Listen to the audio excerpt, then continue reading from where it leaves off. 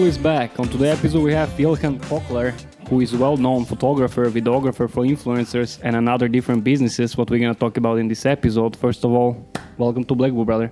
Thank you for having me. How are you feeling? Feeling great. How you like our studio? You're a videographer, so you probably saw it and see like, this is not there where it's supposed to be. No, I'm loving it. I'm honestly loving it. Loving like the Marvel stuff. I'm a big Marvel fan. So. Nice. Tell us a little bit about your background. Where are you coming from and how did you get into the video stuff? Yeah, sure. So I am Turkish. I was born here in the U.S., but my parents are Turkish. I'm also Uzbek. Beautiful country, man. I love Turkey. Thank you. Appreciate that. And I just have a passion for photography, videography, growing up. And I figured, why not turn it into a business and make it my career? So I've been working on it for a couple of years, building on it, growing my clientele, growing my skills, growing my equipment. You're crazy with the camera. You're doing really nice shots and everything, man. I love your work. Thank you. I appreciate that. Yeah, what industries do you work in? Like, what you prefer working on? Absolutely. So I work in multiple industries, mainly fitness, real estate, restaurants, and portraits. Portraits? What's your favorite? I gotta say fitness. Fitness? I gotta say fitness. Yeah, I feel like that one I also have the biggest in my portfolio. Yeah. And you work with some big names too, what we're gonna talk about later. Not too many details now. Can you walk us through the process of creating content for a client? Let's say client comes to you, they're a fitness influencer, and they're like, I want to grow my social media. How would that process start, and how would that kind of flow? Yeah, absolutely. So the biggest thing for me has been Instagram for sure. I feel like Instagram is a very powerful tool that I've used, and it's as simple as a DM. Honestly, a lot of the times it's just me reaching out, saying, hey, this is who I am, this is what I do, this is my work. And Instagram makes it really easy because you could just DM a lot of my work that's already on my pages. So you probably get a lot of yes, no replies, but you still need to grind. That's the thing. That's how we started. Yeah, it's definitely a good experience. And I would say that I'm a big networking type of person. I think networking is huge. So in any environment that I'm in, or at least that I put myself in, I notice that's how I also grow. Yeah. So, one way is digitally. So, through DMing and, building that connection that way, but it's also in person as well. So a lot of the times, whether I'm in a gym or maybe I'm filming somebody and they know somebody and then they're like, hey, this is my guy. Like, this is what we do. And this is what he's done for me. That's been huge. So kind of like referrals almost. And they trust you more because somebody had experience with them before and they know it. So that's definitely big factor for me. Now, you mentioned a lot of the process starts with a DM. I know a lot of the times with my rental business, I get a lot of DMs from photographers or people that run advertising agencies. And also, I'm building a business right now that kind of revolves around building a call center. We cold call people. Mm-hmm. So I know that it's tough getting through when you're cold calling somebody, especially in this day and age when people kind of are aware of it. Same thing with DMs. I know when I receive a DM from the guys who's like, hey, I do this. Not necessarily that it's anything bad, but my initial instinct is just, not interested. How do you get around that? What are some things that you do to really catch the person's attention? And what makes you different? So I'm glad you asked that because it's actually a very...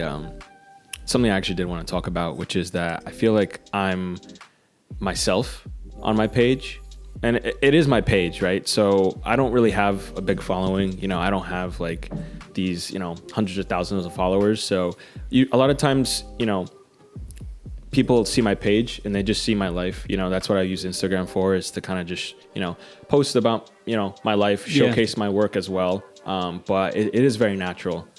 For the most part. And I feel like people resonate with that. They see that and they're like, oh, well, seems like a pretty chill guy. So that, it's not very flashy. It's not very over the top. So I think that's also a big part of it is the natural look to it. And just me communicating with them, even, when we're on the shoots and we, are just hanging out. A lot of times just, one-on-one. Yep. I'm just a normal guy, That's and people see that you're to. about it. That's why they see you working nonstop. Like you say, you went to 3 states in one day, man. That's crazy. We do that sometimes too. It's exhausting, but still. Hustle, man. that was a hustle day for sure. Yep. What do you see for the future of photography, videography, and how are you preparing for it? What's new coming? Yeah, I mean, the thing about, cameras and just, that aspect of technology is like it's always changing. There's always that new thing that comes out. But at the same time, some things just last, lenses, just the way I film. And I feel like a lot of times, there is new stuff that comes out, but there's also other ways to kind of improve like your filmmaking, whether it's like learning different movements, different, editing software, and even just like audio. So like a lot of times, clients, they'll use these videos obviously for like TikTok reels, trending audio is, that could change an entire video and like how you edit it. So those are constantly changing. There's always a new trending audio, and that directly correlates into a lot of, videos that I make. Yeah, I wanna. What do you think about ChatGPT, man? Now they wanna cut it off. Like, what's happening? Oh man, chat. I actually did a lot of research on this. I know what I know, but ChatGPT is definitely I would say a game changer for sure, and it is scary, especially if you don't really know how it works or what it is, or it gets in the wrong people's hands. Yeah, and the thing is, too, that's the thing. Like, the fact that this is available to the public, like this product was ready 5 years ago, and now we're just seeing it.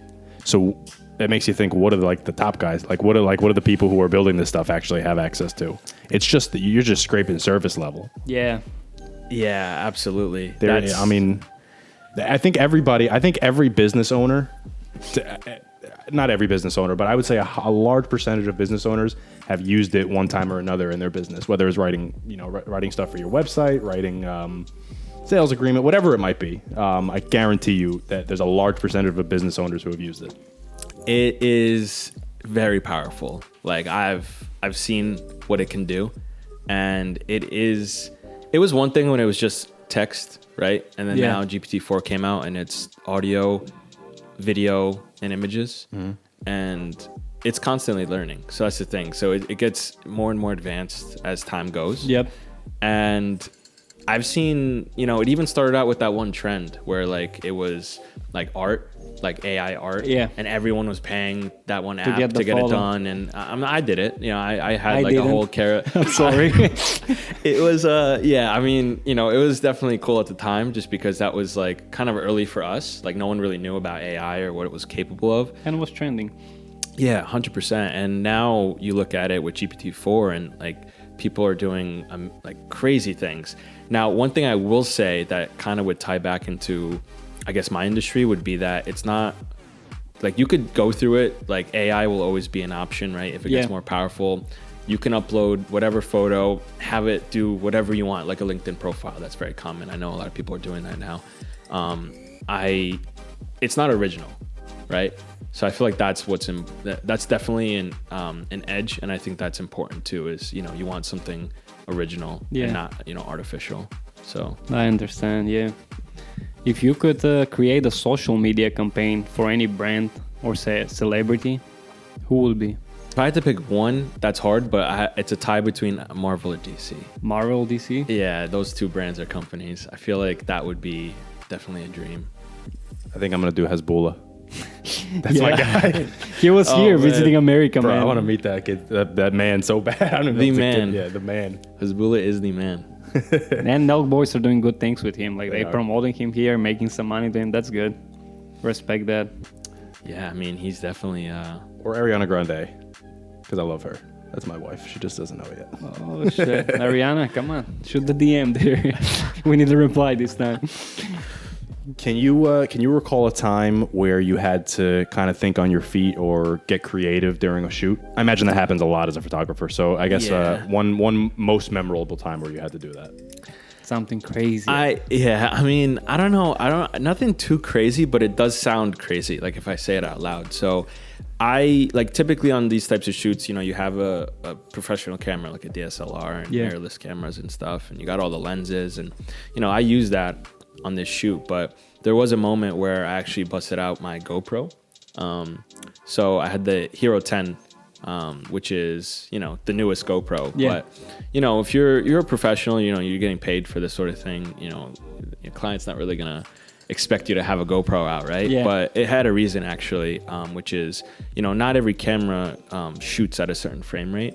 So 120 frames is like really good for slow-mo. And my camera has that now, but at the time I didn't use it. And I used the GoPro to get really like nice slow-mo shots. And I've used that on a couple of shoots throughout time. And it makes a huge difference, but it's just kind of funny because it's like, oh, like I have this nice camera, this nice setup, and then you just take out a GoPro and then you start using that. But honestly, like that's the thing about being creative. Like you could get creative with it and do things that, you know, could make great shots that you would never expect. And yeah, those are some of the times because, you know, you could do things that you don't normally do with a camera. You could slide it across, you could get it wet, you know, you could, if you drop it, it's fine. Like it's not, these are sort of like little tricks and tools that actually could make pretty cool content. And that comes with experience, right? You probably have been doing it. How long have you been doing this? About 6 years. 6 years. So 6 years of experience, 6 years of photo shoot after photo shoot after photo shoot and realizing, well, hey, this camera doesn't really shoot well in slow-mo, but I know the GoPro does. And then it takes a little while longer to realize, oh wait, let me implement this. And then it takes a little while longer for it to look good. And it's just it's crazy how consistency can get you to from point A to point B. And I thought it's 100%. easier until I met Phil and he showed me the cameras and how much shit is behind it. I'm like, oh my God, we editing this. We had the first episode, we edited for 16 hours, man. Imagine. And now we cut that to like 45 minutes. Oh, that's great. And watching somebody work like who has a passion for their craft, I love it, man. I find it fascinating. I could eat my popcorn and watch it all day because like it's almost like there is no other option but like perfection, right? Because they're so like it's theirs, it's their baby, it's what they attach their name to. I'm the same way, man. Anything I don't like to attach my name to anything that I don't feel like I'm gonna do 110%, and that's why I just say no to a lot of shit because I'm like, you know, I know I'm not passionate about it. So what's my use to the project? Yeah, no, I get that 100%. Following that, I want to ask you, what is some of the coolest thing you capture on video or photo? Coolest thing. What's your favorite? Like you're proud of that video or photo, whatever it is. Oh, and we're probably gonna put a little picture or video, whatever it is. You're gonna send it to me later. Wow. I would say the Bosphorus in Turkey. Nice. So yeah, I spent some time there in Istanbul and did a lot of traveling, and that's amazing place for content. You know, anywhere, you know, Europe in general. But yeah, the Bosphorus, you take like a ferry boat, and it takes you from Asia to Europe. Yeah. And from there, in between, there's just so many good like things to photograph and things to see. Sick. And there's just always something new. But I found that to be a really cool. That to be a really cool shot. That's sick. Wait, we're gonna show the shots so you can guys see what is it. Switching gears a little bit, I know you mentioned your favorite industry was fitness for photography. Yes. Are you are you into fitness yourself? You train, you work out? Absolutely. Yep. Yeah. I work out for a couple years for sure. I typically train for multiple different types of styles. So everyone has their own style, but I typically just try to stay strong, have a lot of endurance, and I do a lot of calisthenics, so like body weight type stuff, push-ups, pull-ups. And Nice. I add some, weighted push-ups, pull-ups into that as well. Does the gym keeps you motivated and focused on your work? Absolutely. I think it's a physical and mental benefit. I think it helps, clear my mind and, help with a bunch of benefits. Yeah, I need to go more to the gym, man. I like to do it in the morning as much as I can, just because I feel like it's like simple science. The endorphins get going, and then you just feel better. Your head is clear during the day. Is the best time to go to the gym in the morning? It's a double-edged sword for me because I like I was telling you before, I train bodybuilding. So when I used to train for bodybuilding purposes, I would like to train at the end of the day because I would have all my meals and I would have like the most strength and energy and all that fuel to use. Yeah. But now that I'm not like necessarily, I haven't competed in like 2 years, so now I'm just training to stay healthy and stay mentally healthy. So now it's different. Now training in the morning is more beneficial because even though I might not be as strong, I'm not pushing as much weight. Like I said, it gets those endorphins flowing. It kind of gets me up during the day. Yeah, that I could see that. I could see that happening for sure. I usually lift like at night, like in the evening, probably around like 5, 6. Yeah. But yeah, morning workouts are for the mentally strong for sure. Yeah, it's pretty tough to, especially like when I go in the morning. Like I said, I'm not training at any bodybuilding capacity. Like currently, I still go and I train weights, and I'm training for muscle gain and strength and all that stuff. But it's not like anywhere near like bodybuilding aspects. If I was training like bodybuilding wise, there's no way I'd be able to go and train in the morning. It's just I'm like a zombie in there. I just go in to get it done. It's once I'm out, I feel better. Yeah, and I love that about working out. I feel like you feel better afterwards. Yeah. Right. I used to be one of those guys too. Like I was like addicted to it. Like I would crave like being in the gym. Gym is my life, bro. Yeah, gym is my life. And I started at a young age. So like that was like what I knew, right? Yep. So anytime anybody else would tell me like, oh, it's either weird or like, oh, I'm busy and I got my work, I got my job, I would kind of just be like, oh, I gotta make time, I gotta do your thing, blah blah blah. That's the excuse. Yeah, exactly. And then now that I'm on the other side of it, I'm like, goddamn, like I give everybody props who does this. Yep. Full time. Yeah. How do you balance running your business with your personal life? What you use to stay focused and motivated? When you're passionate about something, at least for me, it doesn't always feel like work, right?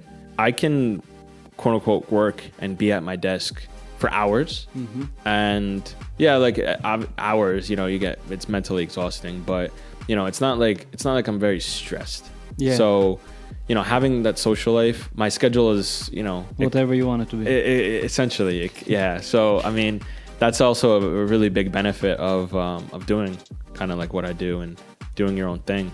And with that in mind, I could do things like go to the gym and, grab dinner. Yeah. And, travel. For me, traveling is huge. I love traveling. I think that's a big thing too. Even if it's just weekend trips, I feel like that's definitely a big part of my social life, I would say. Just to get out somewhere, clear your mind, Yeah. bring you back to editing and stuff, feels better. It's such a powerful thing being able to be your own boss. It's so freeing, especially when you know what it's like to not be, and then you are. It's, oh my gosh. Even like, because my rental business, I don't have any partners. It's like my business completely.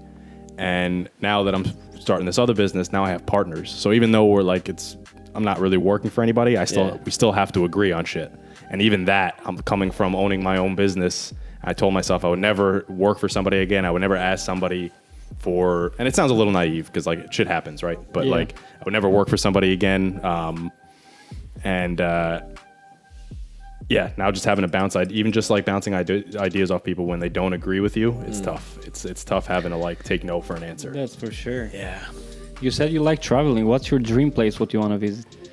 I mean, that's the thing. Like, I've traveled most to Turkey, I would say for sure. So there's definitely things to see there. But if I had to be somewhere new, I don't know, Spain. Spain's on my list for sure. Spain and Japan. That's Japan number too. one on my list. Japan seems so bad, Japan man. seems cool. I want to do the Mario Kart racing in the streets. Yep. And do like the revolving sushi things. And oh man, I'd live it That's up in sick Tokyo. things. They like so upfront with technology than us, man. It's crazy. Yeah, for sure. There's a lot that like is cool there, right? Yeah. Like, I don't know. Even the style. They I want to go to dress one of and those. stuff, I want to it's go to like, one of those. What do they call it? Those conventions. You're asking the wrong person, man. Anime. Okay. Yo, those guys look like they go crazy. I want to be it seems like there's such cool energy around those things. Like I want to be a part of it. Yeah, anime's taken over for sure. Like I've been to like Comic-Con and it used to be about comics and now it's literally like about anime.